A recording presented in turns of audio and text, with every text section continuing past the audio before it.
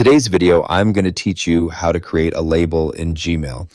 Fix today here. Let's begin. First, go to the Gmail website and make sure you're already logged into your account.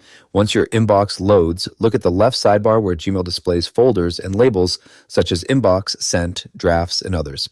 Scroll down the left sidebar until you reach the section labeled Labels. This is where Gmail displays all your custom labels used to organize emails. Next to the label section, click the plus icon. This will open a small pop-up window where you can create a new label. In the pop-up window, enter the name of the label you want to create. Choose a name that helps you easily identify the category of emails you want to organize, such as work, projects, or personal. Below the label name field, you will see an option labeled Nest Label Under. If you want to place your new label inside an existing label, check the box and select the parent label from the drop-down menu.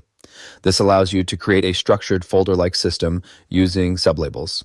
If you don't want to place the label under another label, simply leave the box unchecked. The label will then appear as its own main label in the sidebar. Once everything looks correct, click Create. Gmail will immediately add the new label to your sidebar. If you want to manage additional options for the label, hover your mouse over the new label in the sidebar and click the 3 vertical dots next to it. This will open a menu with more options for that label. From this menu, you can customize how the label appears in the label list or message list. You will also find options near the bottom of the menu that allow you to edit the label name, remove the label, or create a sublabel if needed.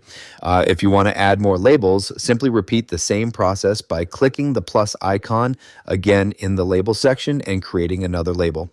Once finished, you'll see the new labels appear in your Gmail sidebar, ready to be used to organize your emails. That's it for this tutorial. If you have any questions or suggestions, feel free to leave a comment down below. If you'd like to see more videos like this, the subscribe button is free and helps support the channel so I can keep making helpful tutorials for you. I'll see you in the next video.